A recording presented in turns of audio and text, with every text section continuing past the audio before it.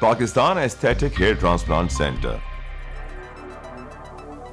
Advance pico laser technology کی بدولت جھائیوں اور براؤن دھبوں کا خاتمہ آپ کی جلد کو دے ایک نیا نکھار. نامور ایستھیٹک کنسلٹنٹ ڈاکٹر حنیف سعید کی زیر نگرانی. فون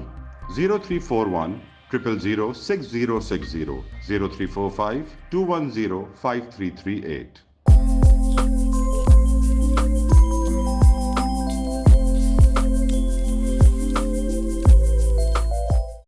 السلام علیکم. لائیو ڈیجیٹل نیوز میں خوش آمدید. آپ نے اب تک ہمارے چینل کو سبسکرائب نہیں کیا ہے تو صحت کی خبروں سے باخبر رہنے کے لیے سبسکرائب اور بیل آئیکن کو پریس کر کے لائک بھی ضرور کر دیں.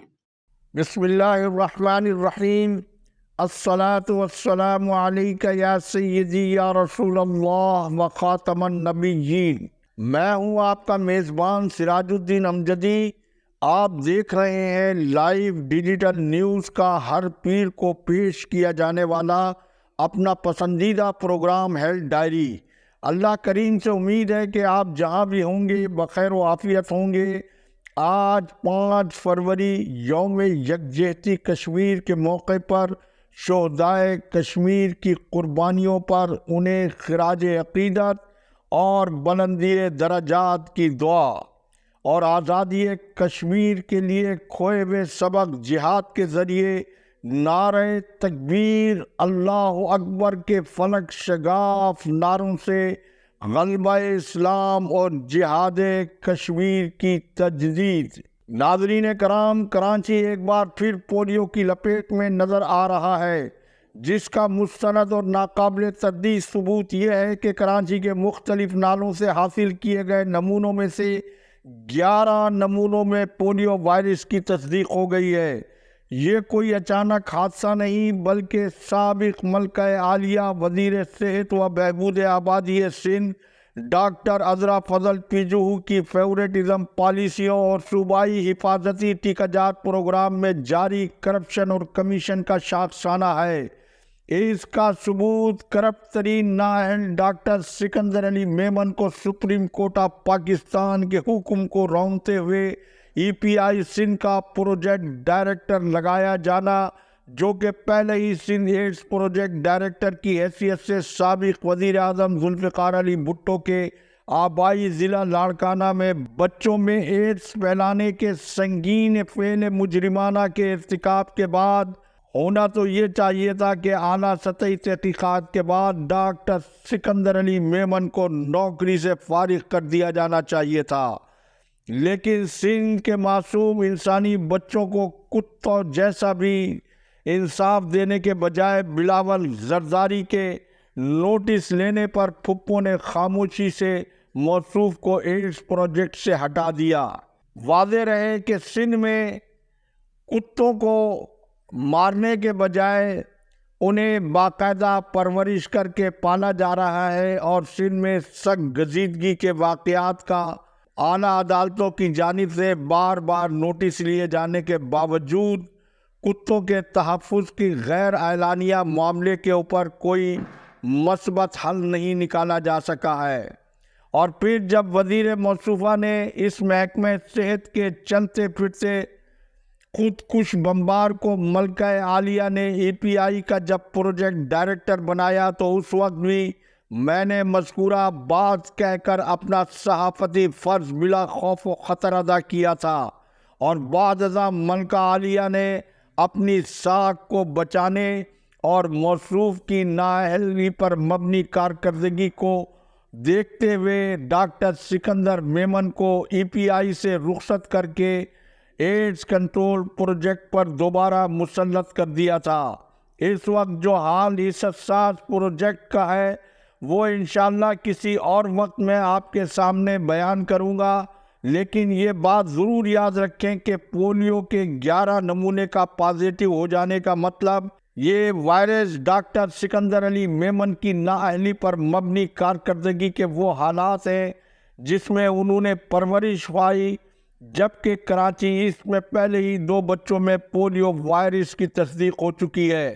لہذا اس وقت پولیو کراچی میں ہنگامی صورتحال سے دوچار ہے اور خدا نخواستہ محکمہ صحت کی حالیہ صورتحال میں یہ معاملہ بڑھ گیا تو بیرون ممالک سفر کی پابندیوں میں مزید سختی کو نظر انداز نہیں کیا جا سکتا ہے، اور اس سے سب سے زیادہ کراچی کے لوگ ہی متاثر ہوں گے، کیونکہ پورے ملک میں بیرون ممالک سفر کرنے والے مسافروں کی سب سے بڑی تعداد کراچی ایئرپورٹ کو ہی استعمال کرتی ہے۔ وزیر صحت سندھ صوبائی متنازع نگراں کابینہ میں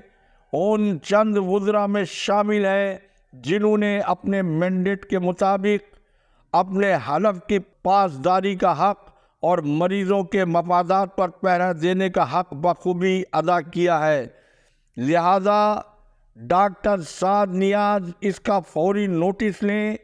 ناظرین کرام، اس پس منظر میں جب پیپلز پارٹی اپنے 15 سالہ عہد حکمرانی میں اپنے صوبے کو پولیو فری نہ کر سکی ہو، اس کی قیادت بلاول زرداری کی جانب سے محکمہ صحت سندھ کو جنت بے نظیر بنانے کے دعووں کے حال کی بھی ایک جھلک اس ویڈیو میں دیکھ لیں، جہاں حالیہ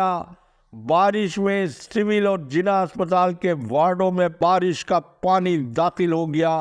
اور شہر میں نئی سڑکوں اور ڈالی جانے والی حالیہ سیوریج لائنوں کے بیٹھ جانے کے باوجود چائنا کٹنگ میئر مرتضی وہاب کو بلاول کی جانب سے تھپکی دیا جانا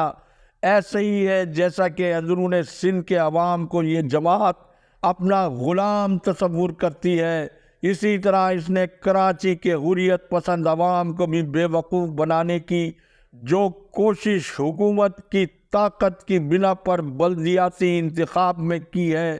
انہیں 8 فروری کو نہ صرف آٹے دال کے بھاؤ کے ساتھ اپنی عوامی مقبولیت کا بھی انشاءاللہ درست اندازہ ہو جائے گا۔ ناظرین کرام، نگراں وفاقی حکومت کے دور میں ڈاکٹر ندیم جیسے ایک اچھے وزیر صحت کے باوجود پی ڈی ایم کی اتحادی حکومت کے جیالے سابق وفاقی وزیر صحت عبدالقادر پٹیل کی باقیات نیب زدہ سیکریٹری صحت افتخار شلوانی نے Pakistan nursing and midwifery council میں وفاقی وزیر صحت کی واضح ہدایت کے باوجود محض اپنی جیب میں آنے والی رقم کے حصول کے لیے بیوروکریٹک چالوں سے اصلاحات کی راہ میں رکاوٹ بنے رہے،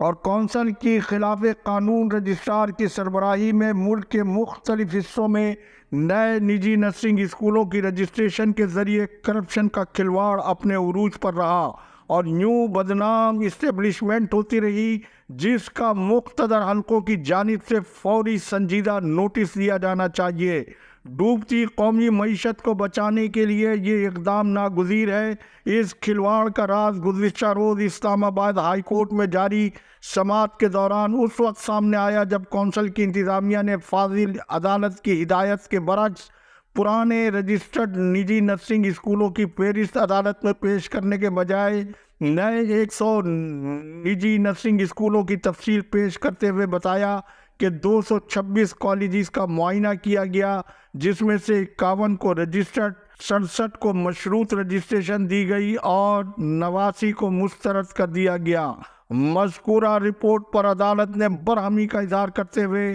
28 فروری کو پرانے نجی نرسنگ اسکولوں کی مکمل فہرست جمع کرانے کا حکم دیتے ہوئے سماعت ملتوی کر دی۔ یہاں یہ امر دلچسپی سے خالی نہیں ہے کہ جو 51 نئی اسکولوں کی منظوری کی فہرست پیش کی گئی ہے،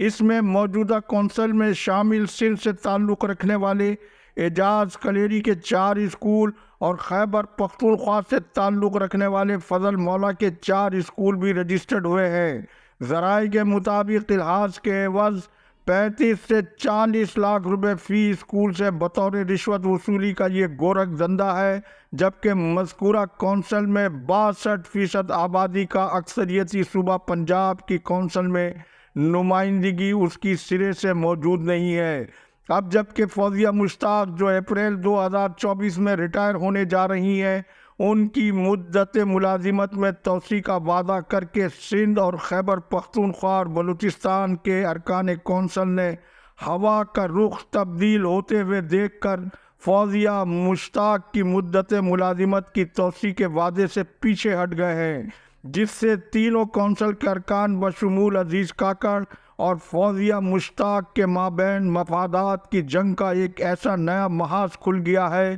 جس سے کونسل ایک بار پھر نئے بحران کے ہوتی نظر آ رہی ہے۔ یہاں یہ امر دلچسپی سے خالی نہیں ہے کہ مذکورہ تینوں کونسل کے ارکان سرکاری ملازمت کے دوران نجی نرسنگ اسکولوں کے نہ صرف مالکان ہیں بلکہ نجی نرسنگ اسکولوں کا بزنس بھی پتہ نہیں کون سے قانون کے تحت چلا رہے ہیں۔ اس پر جلدی تفصیل سے انشاءاللہ آگاہ کریں گے۔ اللہ حافظ۔ پاکستان زندہ باد۔ عوام و افواج پاکستان پائندہ باد۔